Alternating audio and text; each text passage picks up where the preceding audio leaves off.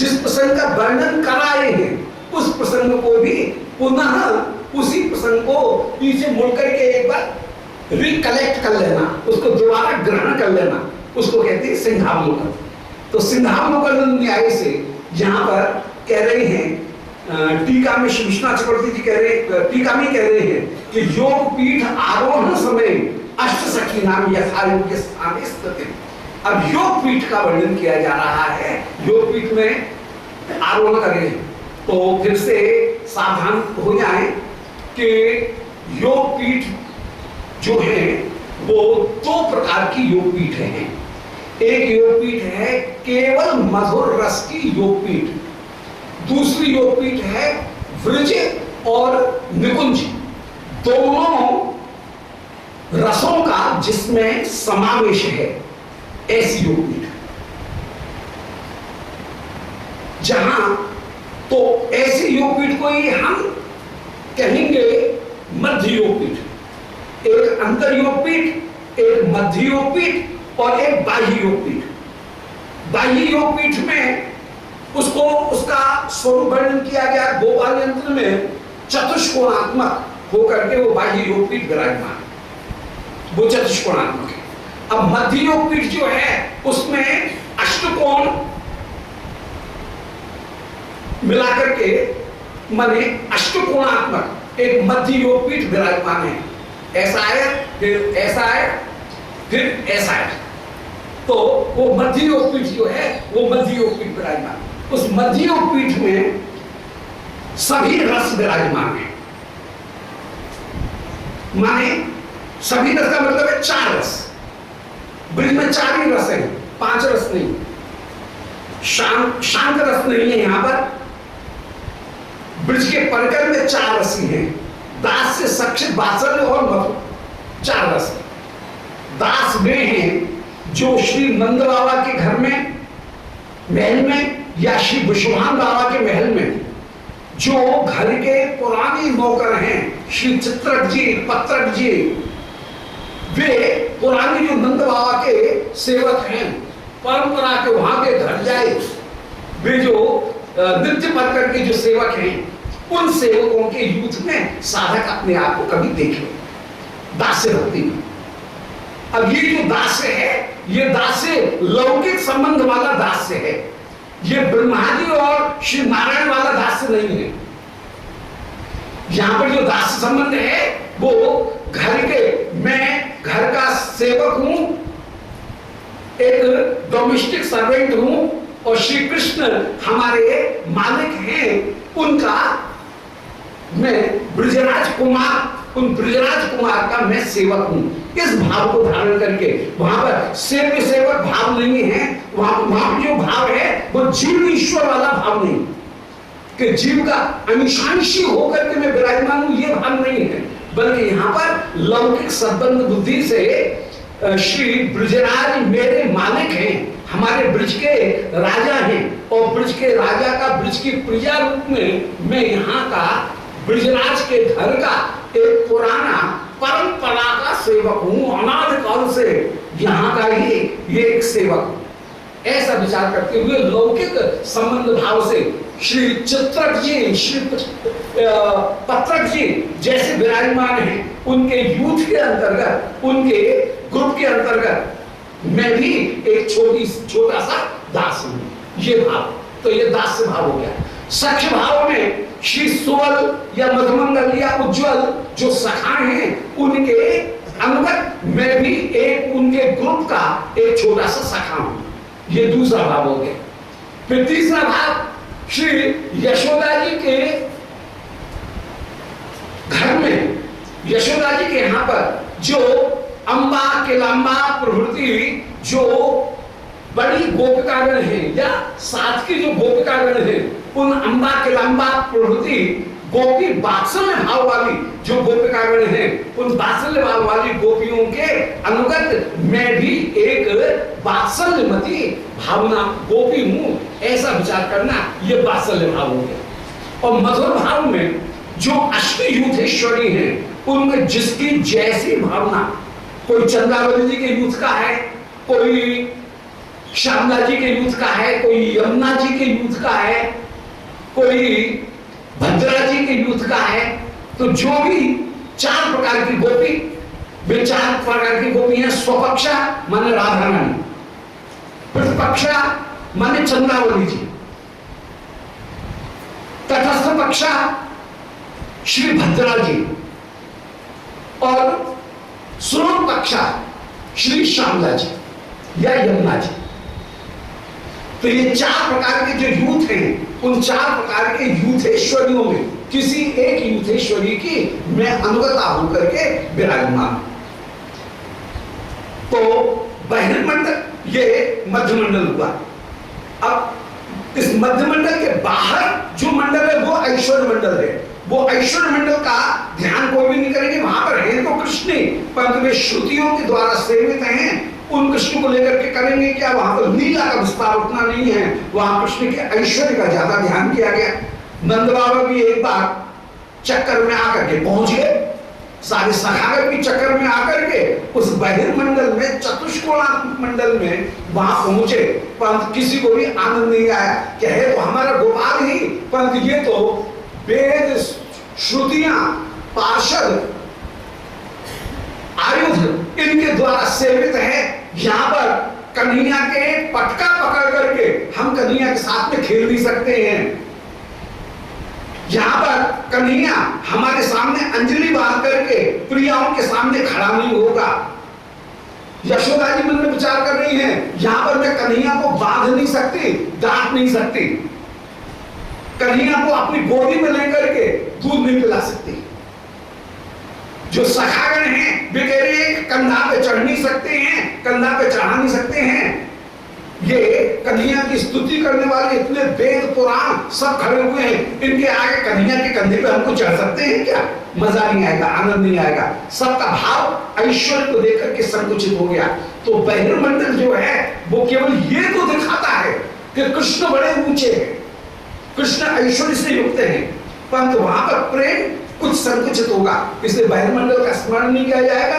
जो मध्यमंडल है उस मध्यमंडल में गोष्ठ और ब्रज दोनों मिली हुई भावना विराजमान है। गोष्ठ और निकुंज दोनों मिली हुई भावना विराजमान है।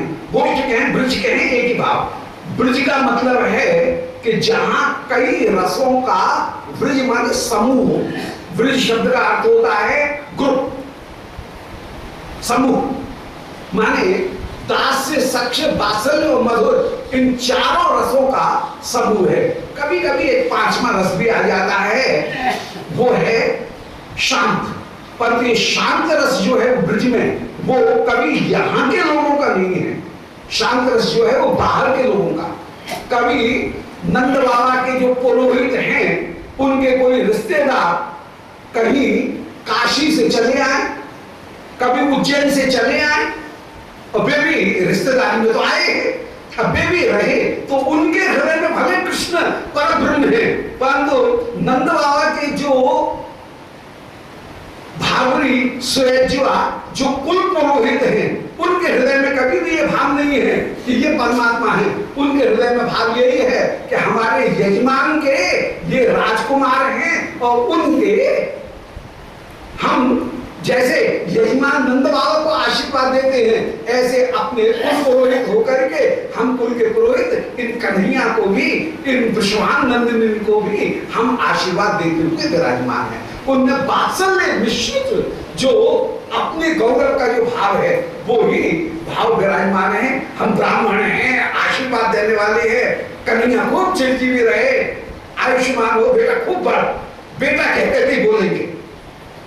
और कन्हैया जब भी श्री भागवती ऋषि को प्रणाम करेंगे, सुयज्वा को प्रणाम करेंगे, उससे कहेंगे बाबा नंदन, बाबा नंदन, अच्छा बेटा खुश रहो, खुश रहो, आनंद करो, मौज करो।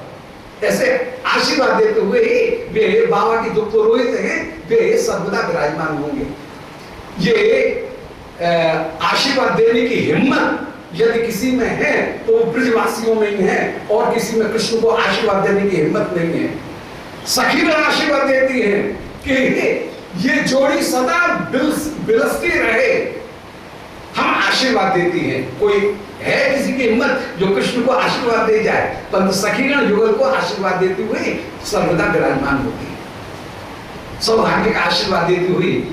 तो ये मध्य मंडल हुआ, इतना स्पष्ट। पहले हो गया बहिर्मंडल चतुष्कोणात्मक, फिर हो गया मध्य मंडल, वो भी अष्टकोणात्मक है। अष्टकोणात्मक मंडल के भीतर सारे भाव आ गए। उसी में ये वर्णन किया कि जो किंजल के हैं उनमें गौशाला गोष्ठ विराजमान हैं, जो पत्र जो हैं वे जहां मिल रहे हैं, तो बीच का जो मार्ग है वो रास्ते हैं श्री ब्रज के, वहां पर मार्ग होकर के विराजमान। जो बहिर्मंडल बाहर की जो भूमि है, कमल के बाहर की भूमि है, वो कुंजों के बाहर की विलास की विभिन्न क्रीड़ा की अपूर्व भूमि होकर के विराजमान। सुदूर जो बाहर का मंडल है वह कहीं गोचारण की भूमि होकर के विराजमान, और उसके बाहर जो श्री यमुना जी हैं वे यमुना जी कंकणाकार होकर के विराजमान हैं। ये मध्य मंडल हो गया, जिसमें सभी रसों का समावेश और जिसमें सभी प्रकरणों का अपूर्व रूप से समावेश है, सब नृत्य। अब अंतर्मंडल, जैसे बहिर्मंडल अष्टकोणात्मक और षटकोणात्मक होकर के विराजमान, इसी प्रकार अंतर्मंडल भी, वह भी जो कमल कोश है वो मंडल केवल श्री राधा रानी उनकी अपने परकर के साथ में वो बहिर्मंडल विराजमान, और उस बहिर्मंडल में भी जो पैटर्न बाहर का था वही पैटर्न उसके भीतर भी विराजमान। अंतर्मंडल जो है कोश, उसमें भी उसी प्रकार से चतुष्कोण बाहर, फिर चतुष्कोण के भीतर अष्टकोण, अष्टकोण के भीतर फिर षटकोण, वो का वही पैटर्न अंतर्मंडल में भी विराजमान। परंतु विशेषता यह है कि मध्य मंडल में अन्य रस भी थे और अन्य नायिकाएं भी थी, परंतु जो अंतर्मंडल है उस अंतर्मंडल में केवल राधा रानी ही है, और यहां पर श्री राधिका प्रेम के अतिरिक्त कोई दूसरा भाव नहीं। मध्य मंडल में चंद्रावली जी का प्रेम भी विद्यमान था, अन्य प्रेम भी विराजमान थे, परंतु जो जिस मंडल का यहां पर अब वर्णन कर रहे हैं, राधा कुंड योगपीठ में श्री राधिका का ही एकमात्र अधिकार है। उस योगपीठ में श्री प्रियालाल योगपीठ के मध्य में विराजमान है। कमल पत्र जो हैं उनमें राधिका की 8 सखीगण विराजमान हैं। उन पत्रों के ऊपर दो जो पत्ते हैं उनके ऊपर प्रधान उपसखियां विराजमान हैं, और उनके ऊपर उपसखियों के ऊपर भी फिर दो पत्ते और लग करके फिर अष्ट सखीगण विराजमान। इस प्रकार एक में 8, 8 में फिर 8 और 8 में फिर 8, इस प्रकार जो विविध विस्तार है वो अनंत सखियों का वहां पर भी कमल पत्र में परिपूर्ण रूप से विस्तार विराजमान है। श्री प्रियालाल वहां पर विराजमान। अब इनमें प्रमुख रूप से जो ध्यान किया गया है वो प्रमुख रूप से ध्यान किया गया है अष्ट सखियों का। अष्ट सखियों की जो मुख्य सेवा है उस मुख्य सेवा का मुख्य रूप से ध्यान किया गया, परंतु कोई ये थोड़ी है कि जो एक सखी कह रही हैं कर रही हैं वो सखी कोई दूसरी सेवा नहीं करेंगी, बस वही सेवा करेंगी, ऐसा यहाँ पर नहीं है। कभी ईर्ष्या नहीं है कि ये मेरी सेवा है तू नहीं करेगी और तेरी सेवा मैं नहीं करूंगी, ये नहीं है। भगवत रसिक जी का एक बड़ा सुंदर एक छप्पर है, पूरा याद तो नहीं है, परंतु उसका भाव ये है कि राजा के द्वे भामिनी, किसी राजा की 2 पत्नी हैं और ये राजा की सेवा करती हुई विराजमान। अब इनमें आपस में झगड़ा होता था तो राजा ने कह दिया कि भाई एक काम करो, दोनों ही सेवा करना चाहती हो तो एक रानी दाहिना पांव दबाएगी, दूसरा रानी बायां पांव दबाएगी।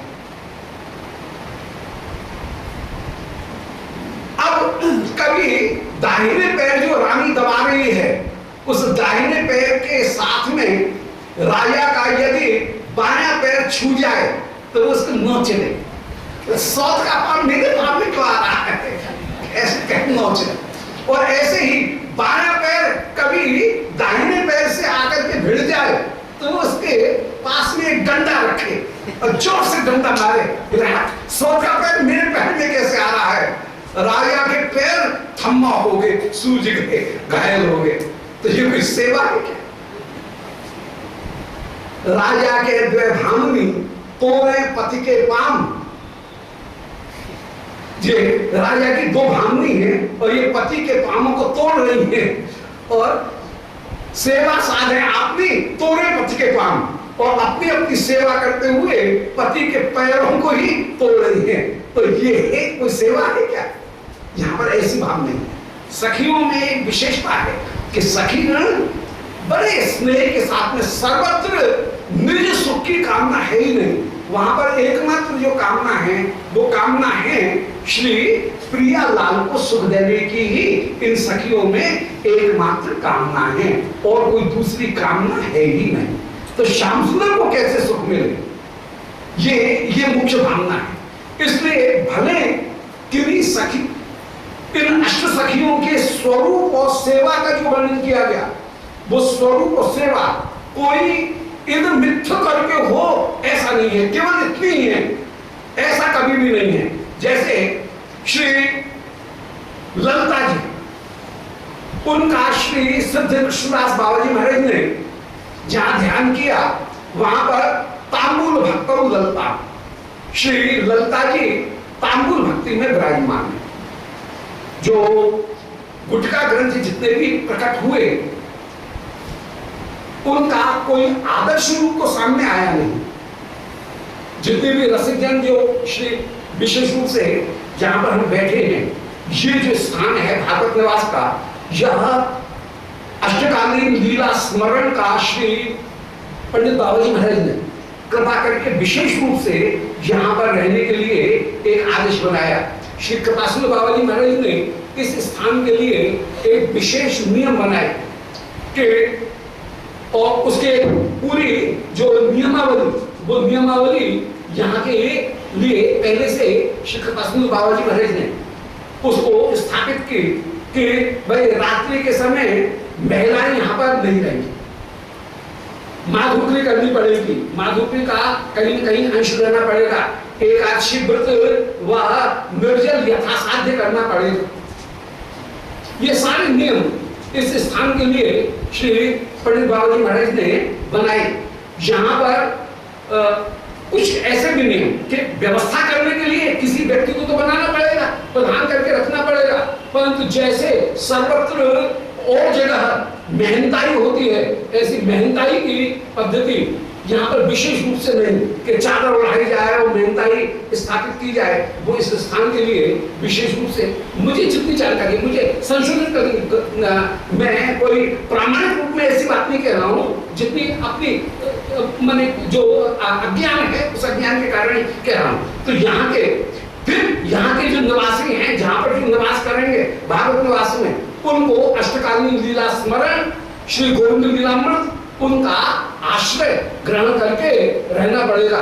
हरिनाम संकीर्तन, त्रिकाल संध्या, जो तीनों समय नाम संकीर्तन होता है, उस नाम संकीर्तन में त्रिकाल संध्या के समय तीनों काल की, मध्याह्न, प्रातः काल और अपराह्न, त्रिकाल संध्या में श्री हरिनाम संकीर्तन में उनको सम्मिलित होना चाहिए।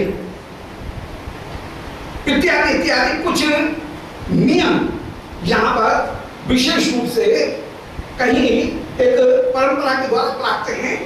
समय के साथ में उनको कहीं ना कहीं कुछ परिवर्तन तो करना ही पड़ेगा। तो ये स्थान है, ये स्थान तो विशेष रूप से जो प्रस्तुत प्रसंग है, उस प्रस्तुत प्रसंग में ये स्थान को विशेष रूप से अष्टकालीन लीला स्मरण का विशेष रूप से स्थान, और यहाँ की प्रमुख जो उपासना पद्धति रही है, वो प्रमुख उपासना पद्धति नाम और कथा, इनका अपरित्याग पूर्वक श्रवण कीर्तन, इनके अपरित्याग पूर्वक स्मरांग भक्ति को विशेष रूप से अपनाया जाए। स्मरणानी भक्ति जो है, परंतु स्मरणानी भक्ति ये नहीं। बोले क्या कर रहे हैं? बोले हम तो लीला स्मरण करते हैं। बोले नाम नाम नहीं, लीला स्मरण करते हैं। ये कभी भी उचित नहीं, ये कभी पद्धति है ही नहीं। जब भी स्मरण किया जाएगा तो वह नाम ही कहीं स्मरण के रूप में परिणत होंगे। जो श्रवण है वही स्मरण के रूप में परिणत होंगे। तो यहां पर जो अप्रसंग आ गया है श्री कृष्ण भावनामृत में, जो प्रसंग आ गया है वो प्रसंग आ गया है कि स्मरणांग भक्ति के अंतर्गत, अष्टकालीन लीला के अंतर्गत मध्यान्ह योग पीठ में श्री प्रियालाल उनके स्वरूप का स्मरण और उसमें मेरी स्थिति कहां है यह विचार करना, निज की स्थिति कहां है कि मैं एक श्री रूप मंजरी जी के अनुगत, श्री रच मंजरी जी उनके अनुगत होकर के मैं एक छोटी सी, बहुत छोटी सी दासी हूं। जो नित्य दासीगण विराजमान हैं उन दासियों के भीतर प्राण सखीगण जो हैं उनके भीतर मैं भी एक प्रिय सखी होकर के छोटी से छोटी एक दासी होकर के विराजमान हूं, जो कि श्री गुरु मंजरी उनके अनुगत होकर के, परात्पर गुरु मंजरी उनके अनुगत परम गुरु मंजरी, फिर श्री गुरु मंजरी, तो उनके अनुगत होकर के मैं भी एक छोटी सी दासी होकर के विराजमान हूं। और वो आज मध्यान्ह योगपीठ में श्री प्रियालाल जो विराजमान हैं उन प्रियालाल की सेवा कर रही हैं अष्ट सखीगण। उन अष्ट सखीगणों की सेवा करने के लिए प्रस्तुत होकर के एक छोटी सी नव मंजिली होकर के मैं भी सेवा करती हुई विराजमान हूं। ये भावना धारण करके भक्तगण विराजमान। हमारे वृंदावन की एक परंपरा भी है। अब वृंदावन में जैसे समाज गायन की एक परंपरा है, परंतु श्री मुखिया जी को देखें, अभी भी देखते हैं मुखिया जी हैं या जो समाज गायन करने वाले हैं, जिस समय समाज गायन करेंगे उस समय दुपट्टा जो है उसको माथे से ओढ़ करके सिर के ऊपर ढांक करके फिर गायन करेंगे। वो एक पद्धति है, क्योंकि कंधे के ऊपर दुपट्टा रखने के बाद कहीं ना कहीं ये भावना हृदय में उत्पन्न होती है कि मेरा अपना स्वरूप क्या है, निस्वरूप का कुछ बोध होता है। नाटक करने से कोई काम नहीं चलता है कि कोई लहंगा खरिया पहन ले, नत्थ पहन ले और पैरों में पायल पहन करके छम छम करती हुई डोले, वो सब बकवास है, उससे कुछ नहीं होगा। परंतु महात्मागण जो अचला पहनेंगे, जो कंधे के ऊपर दुपट्टा रखेंगे, उसके भीतर कहीं भावना उनके हृदय में यही है कि अचला नहीं है, यह नीचे लहंगा है, दुपट्टा नहीं है, ये उस छोटी सी मंजरी का फरिया है। तो लहंगा फरिया पहन करके छोटी सी एक मंजरी के स्वरूप में विराजमान। तो ये जो भावना है, तो भावना के रूप में उसको स्वीकार किया जाएगा। परंतु सेवा जो की जाएगी वो कैसे की जाएगी? सेवा साधक रूपेण सिद्ध रूपेण चात्र ही तद्भाव लिप्सना कार्या वृज लोकानुसारता। भावना में रहेंगे साधक देह में, परंतु भावना करेंगे सिद्ध देह। और सिद्ध देह की भावना करते हुए साधक देह में उन भावों की कल्पना मात्र करते हुए विराजमान। स्वरूपतः फिजिकली वो जो स्वरूप है उनको धारण नहीं किया जाएगा। वो मेहंदी अलता लगा करके डोलना, काजल लगा करके डोलना, लाली लगा करके डोलना, वो महत्वपूर्ण वस्तु नहीं है। हृदय में भावना धारण करना वह महत्वपूर्ण है। वो तो एक नाटक हो जाए, केवल दिखावा हो जाए। तो उस भावना को धारण करते हुए साधक जो है वह श्री प्रियालाल इनकी सेवा कर रहा है। अब जो सखीगण है, वे सखीगण जहां पर विराजमान है, उनकी संपूर्ण जो भावना है वो ये है कि श्री प्रियालाल को कैसे सुख प्रदान किया जाए। अब वो जो सेवा है, उस सेवा को कहीं बदला जा सकता है। जो गुटका ग्रंथ लिखे गए, उन गुटका ग्रंथों में 3 भाग प्राप्त होते हैं। एक भाग है श्री गोपाल गुरु, उनने एक भाग प्रकट किया। दूसरा भाग है श्री ध्यानचंद्र प्रभु, उनने एक भाग प्रकट किया।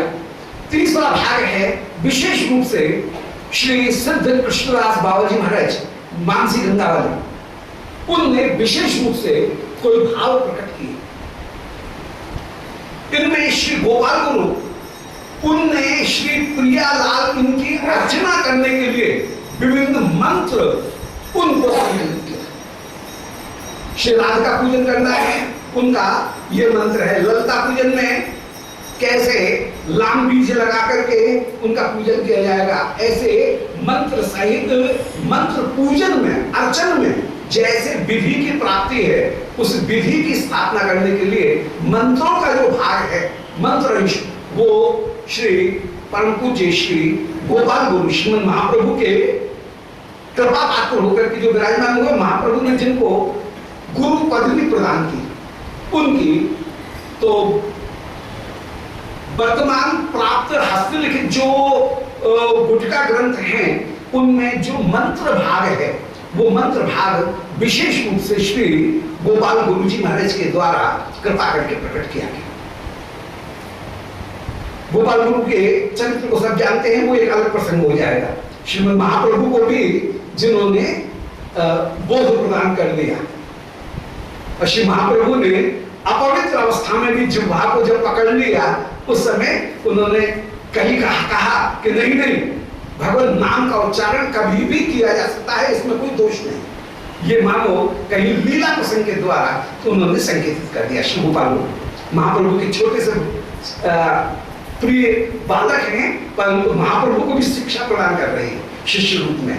ये उनकी अपूर्व महिमा है गोपाल गुरु। दूसरा जो भाग है वो है श्री ध्यानचंद्र प्रभु। ध्यानचंद्र प्रभु ने जितनी भी अष्ट सहचरी गण, श्री किशोरी जी, श्याम सुंदर, इनकी विभिन्न रूप माधुरी का विशेष रूप से शास्त्रीय आधार पर कहीं स्मरण, रूप स्मरण प्रकट किया। ध्यान करने में उनका क्या वेश है, कितनी वय है, उनके क्या स्वरूप हैं, कैसे वस्त्र हैं, कौन सी उनकी सेवा है, ये जो है ये विशेष रूप से ध्यानचंद्र प्रभु ने इस बात को प्रकट किया। और बाद में अष्टकालीन लीला में कैसे श्री रूप गोस्वामी जी ने जो 8 श्लोक स्मरण मंगल स्तोत्र के में प्रकट किए, उन 8 श्लोकों का ही पूरा का पूरा विस्तार उनको अष्टकालीन लीला के रूप में श्री कविराज गोस्वामी जी ने जो प्रकट किया, कृष्णदास कविराज ने, और उसी के आधार पर कृष्णदास कविराज ने जो वर्णन किया, उसी के और इलस्ट्रेशन और जो भाग छूट गए, उन असंकलित लीला स्थलियों को, लीला प्रसंगों को संकलित करते हुए कृष्ण भावनामृत और बाद में बहुत सारे ग्रंथ अष्टकालीन लीला के स्मरण हुए, जैसे श्री कृष्णदास तात्पाद, उनके द्वारा भावना सार संग्रह उनको प्रकट किया गया, जिसमें श्री कृष्ण भावनामृत के, श्रीमद् भागवत के, श्री गोविंद लीलामृत के बहुत सारे श्लोकों का संकलन किया गया। कुछ श्लोक अपनी तरफ से भी जोड़े गए और भावना सार संग्रह के रूप में वो अष्टकालीन लीला, उस अष्टकालीन लीला के सभी जगहों, सभी श्लोकों को कहीं मिलाकर के और उनके द्वारा पूरी अष्टकालीन लीला का स्मरण करते हुए विराजमान हुए, वो भावना सार संग्रह। तो मूल आधार ग्रंथों में 3 ग्रंथ ही हैं अष्टकालीन लीला के स्मरण में। एक ग्रंथ है श्री रूप गोस्वामी जी का स्मरण मंगल स्तोत्र, उसमें 8 श्लोक हैं, जिसके प्रथम श्लोक का गायन प्रायः प्रतिदिन जो मंगलाचरण है उसमें करते हैं, श्री राधा प्राण बंधो चरण कमलियो, और एक श्लोक में पूरी अष्टलीला के कुंजाद्योष्टम निशांते प्रभुषति कुरुते दोहना नाशनाद्याम प्रातः सायं च लीला बेहरत सखवी संगमे चार्यंगा मध्याह्ने चाथनक्तम बिलसति विपने राधियाधापरांधे गोष्ठम याति प्रदोषे रमयत सुहृदो यस्य कृष्णो तान्ना।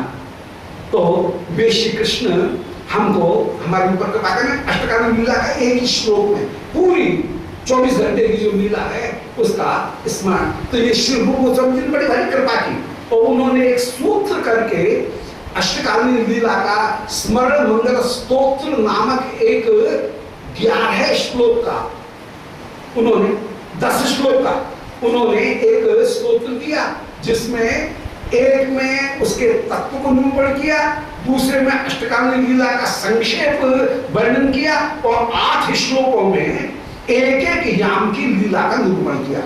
इन 8 श्लोक के एक एक याम के एक एक पद्य को लेकर के फिर विद्वानों ने, श्री कृष्णदास कविराज ने जैसे 3 अमृत प्रकट किए, उन 3 अमृत में श्री गोविंद लीलामृत नामक एक ग्रंथ उसको उन्होंने प्रकट किया। कहा जाता है चैतन्य श्री कृष्णदास कविराज ने 3 अमृतों को प्रकट किया, अर्थात 3 ग्रंथ लिखे। उनका एक ग्रंथ है श्री चैतन्य चरितामृत, बड़ा प्रसिद्ध ग्रंथ है, और चैतन्य चरितामृत इतना एक तरह से विश्वकोश है कि उसमें श्री चैतन्य महाप्रभु